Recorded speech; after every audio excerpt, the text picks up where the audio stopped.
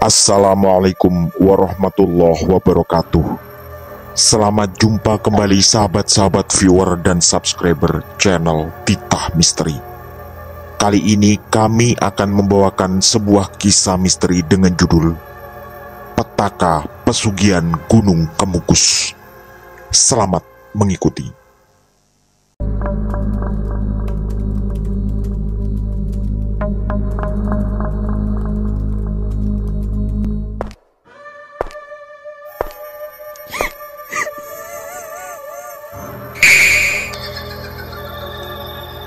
Jangan pernah mengikuti kisah ini sendirian. Lereng Dieng 1998. Ini adalah momen yang sangat menegangkan sekaligus emosional bagi Sunarmi. Sebenarnya secara ekonomi tak ada masalah sama sekali. Bahkan bisa dibilang saat ini dia hidup serba berkelebihan. Tapi dia takut melahirkan di rumah sakit walau sangat mampu membayar yang terbaik. Akhirnya dia pun membuat keputusan, yaitu memilih dukun bayi senior yang cukup terkenal di kabupaten sebelah. Namanya Mak Lastri.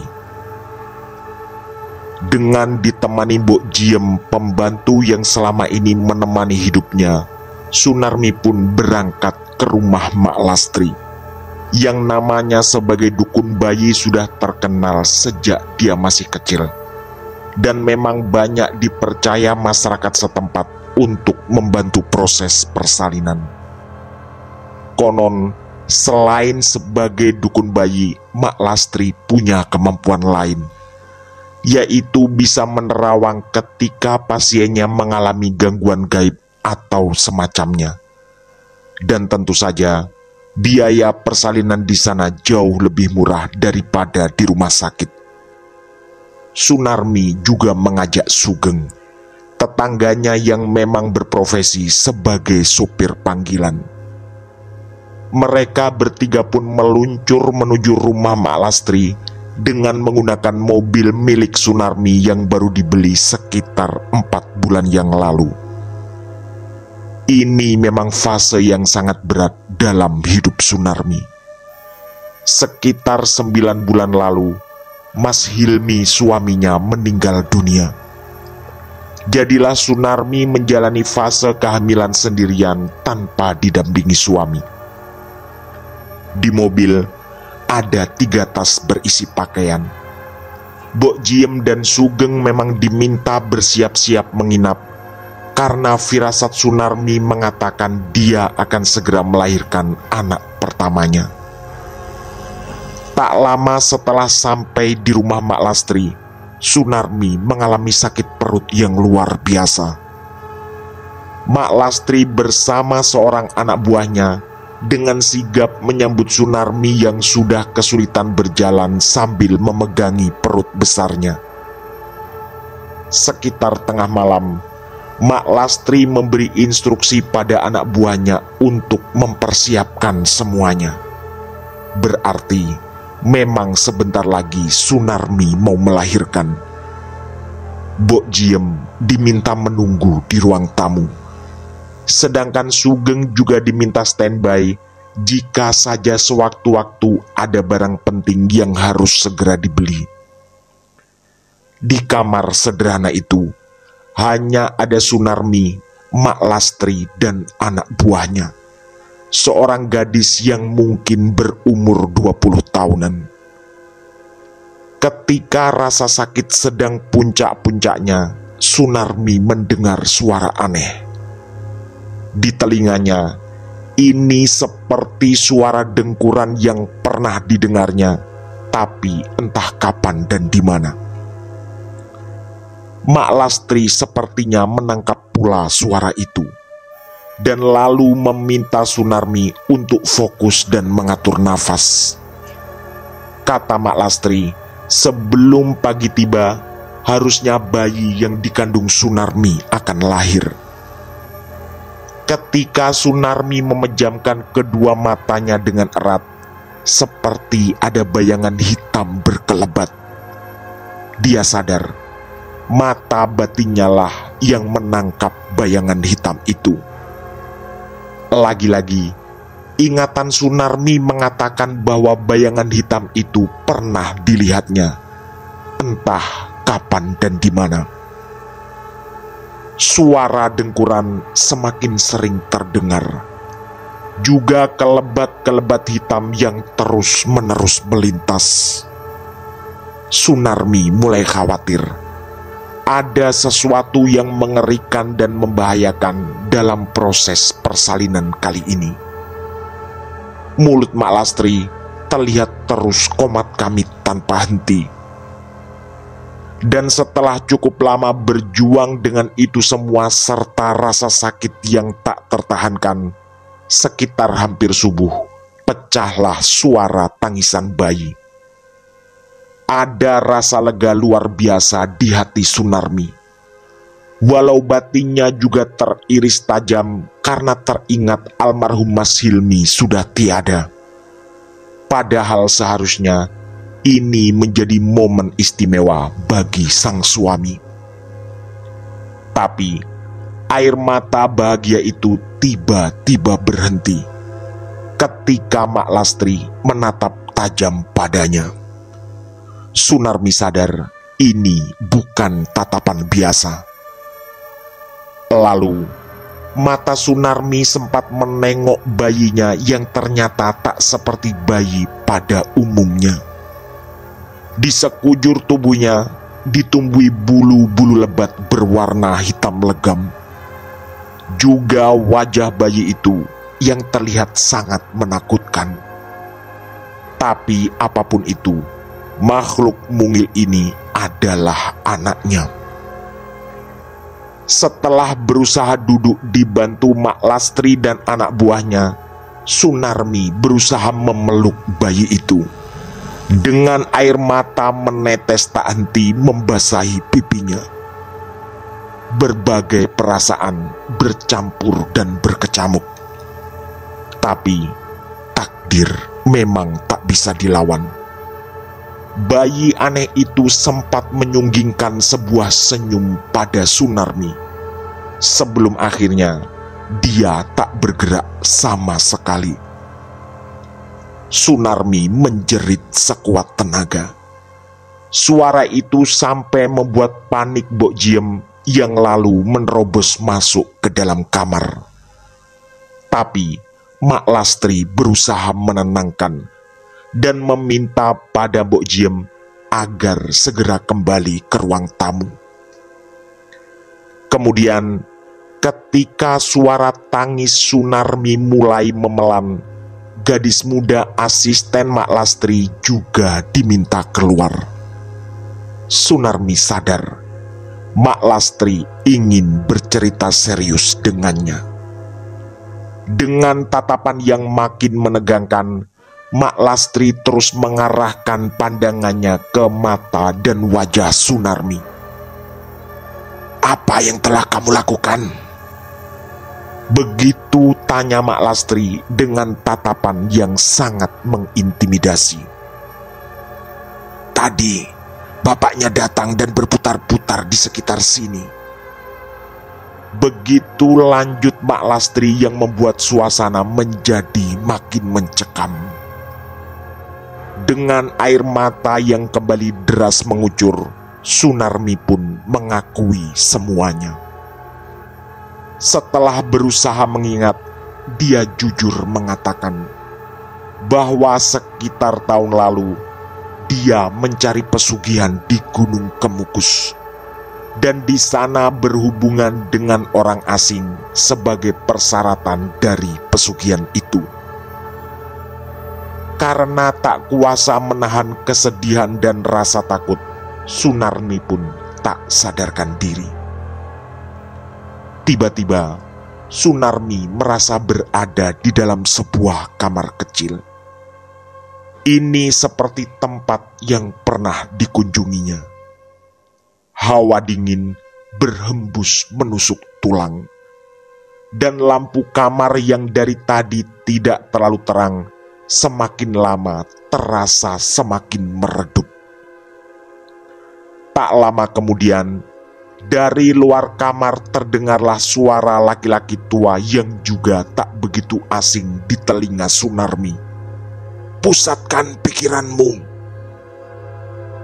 Sunarmi terdiam terpaku, berjuang melawan semua ketakutan dalam keheningan malam itu. Setelah beberapa kali tarikan nafas, pintu kamar kecil itu didorong dari luar dan masuklah seorang laki-laki. Tapi ada yang tidak wajar dengan penampilannya. Wajahnya seperti kebanyakan orang, tapi di bawah temaram lampu yang semakin meremang itu, tampak bulu-bulu tebal menutupi sekujur tubuh sosok ini. Perlahan tapi pasti, rasa takut Sunarmi berkurang dan akhirnya hilang sama sekali. Sosok laki-laki berbulu lebat itu mendekat ke arah Sunarmi dan lalu dengan lembut mendekap tubuhnya. Sunarmi tak kuasa melawan, dan memang tak ada niatan sama sekali untuk melawan. Tidak ada percakapan sama sekali di antara mereka berdua. Tapi dari gerakan sosok ini yang teratur, berirama dan penuh gairah, Sunarmi meyakini sebentar lagi akan terjadi sesuatu, yaitu pergumulan terlarang di atas ranjang di dalam kamar kecil ini. Gerakan-gerakan berikutnya, Sunarmi sepenuhnya berada dalam kendali nafsu alami sebagai wanita dewasa. Begitupun sosok ini yang memperlakukannya dengan sangat lembut tapi penuh gairah. Satu persatu, pakaian Sunarmi dibukanya. Dan benar-benar terjadilah pergelutan terlarang itu. Sampai akhirnya Sunarmi terbaring lemas dengan peluh membasahi sekujur tubuhnya, bersama air mata yang meleleh tiba-tiba. Sunarmi langsung bangkit dan segera mengenakan pakaiannya. Ketika dia mau bergegas keluar kamar itulah, karena terlalu terburu, keningnya terbentur pintu dan Sunarmi pun terbanting ke lantai. Di saat yang sama, kesadarannya pulih. Sunarmi sadar, kali ini dia sedang berada di rumah Mak Lastri. Otaknya lalu berusaha merangkai satu persatu kejadian di dalam mimpi singkatnya barusan. Sampai akhirnya dia teringat bahwa itu adalah gambaran dari apa yang tahun lalu dilakukannya di rumah seorang dukun di sekitar Gunung Kemukus.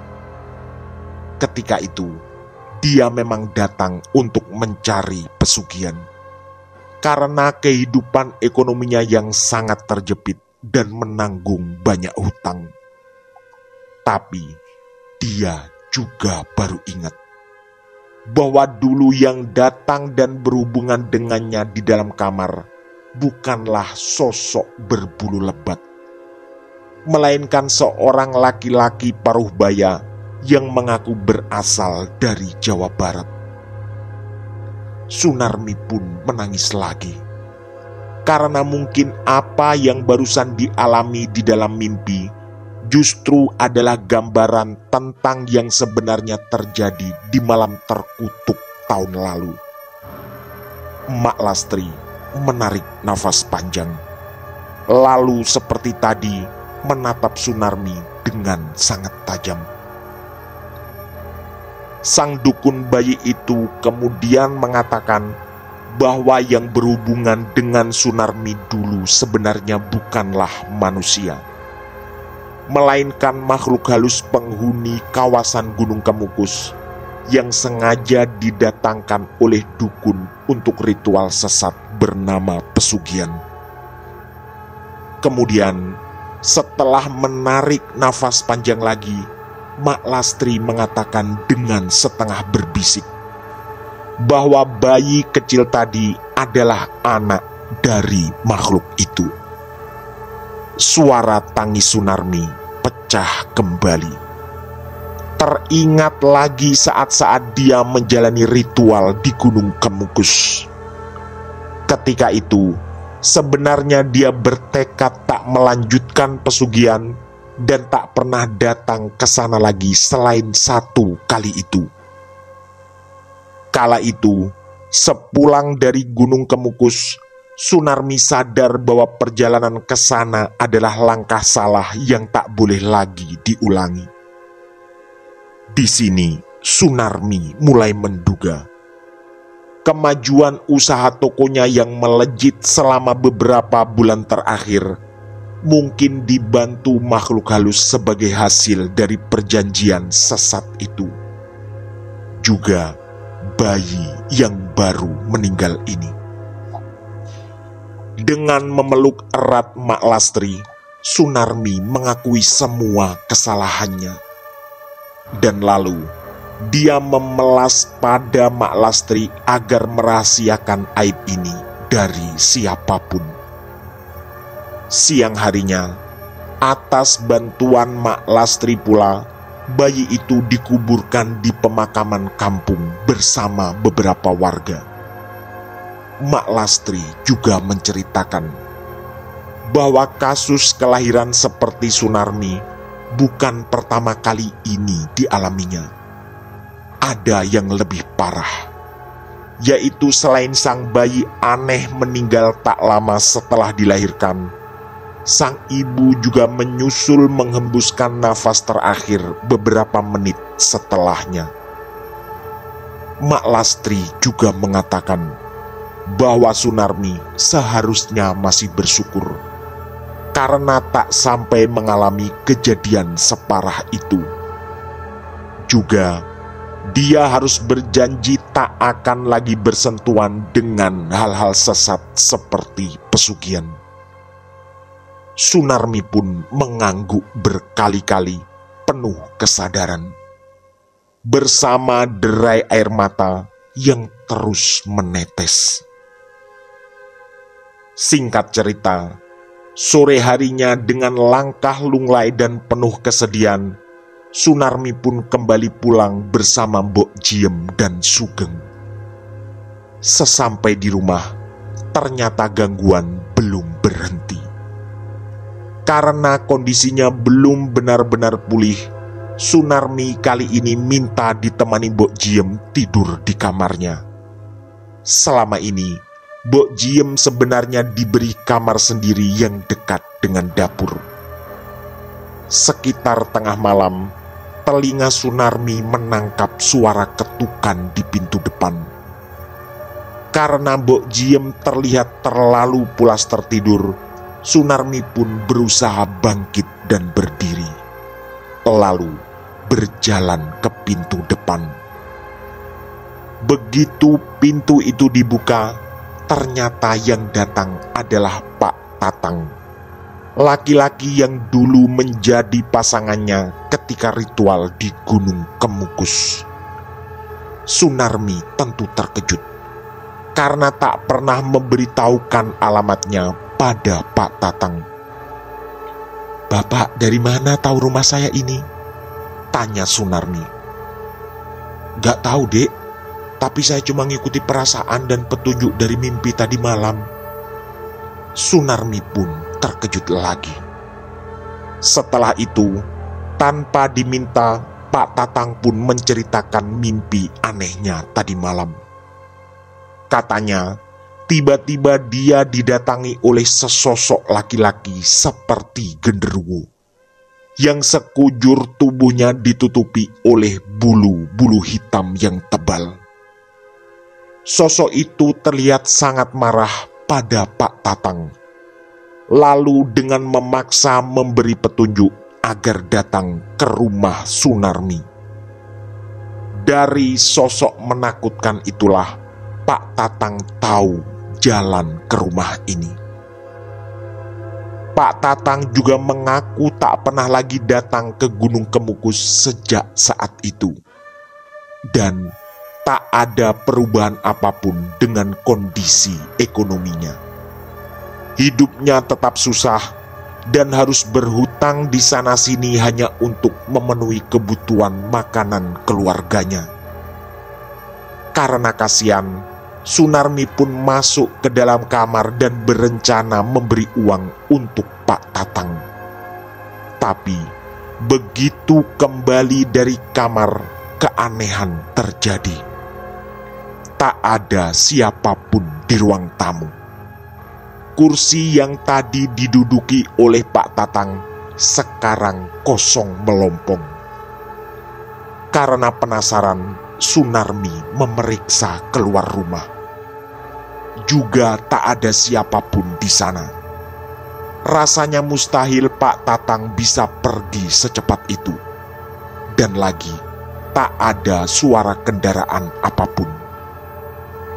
Di saat itulah, bulu kuduk Sunarmi tiba-tiba merinding. Bersama dengan datangnya aroma busuk menyengat yang tiba-tiba memenuhi ruangan dan membuatnya hampir muntah. Ketika Sunarmi mau menutup pintu rumahnya, matanya menangkap sekelebat bayangan hitam yang mondar-mandir di sana.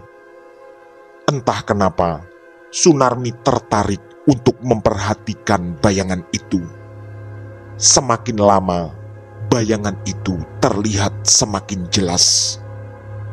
Dia sempat berhenti sejenak, menatap ke arah Sunarmi, dan terlihat jelas tubuhnya juga dipenuhi oleh bulu-bulu lebat.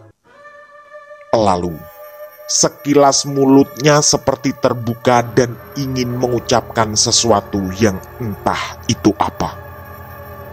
Kemudian, secara ajaib, sosok itu menghilang di telan keremangan malam. Sunarmi pun bergegas menutup pintu dan kembali membaringkan tubuhnya di samping Mbok Jiem yang tetap tertidur pulas. Dia tak berniat menceritakan ini pada Mbok Jiem atau siapapun. Sunarmi pun merenung, dan tak terasa air matanya berderai lagi. Teringat kembali semua kejadian yang dijalaninya dalam ritual pesugihan Gunung Kemukus. Dia sadar, sesadar-sadarnya, ada langkah sesat yang terlanjur dilakukannya. Dan kali ini dia harus menanggung semua kesedihan ini.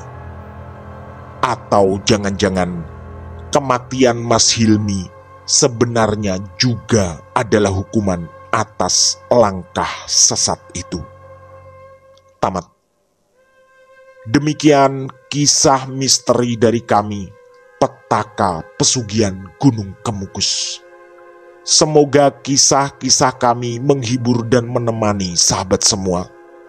Mohon maaf apabila terdapat kesalahan dalam pemilihan atau penuturan kata. Kami atas nama segenap kru Titah Misteri mengucapkan terima kasih. Dan wassalamualaikum warahmatullahi wabarakatuh. Pesan saya, jangan bercermin sendirian di tengah malam. Sampai jumpa.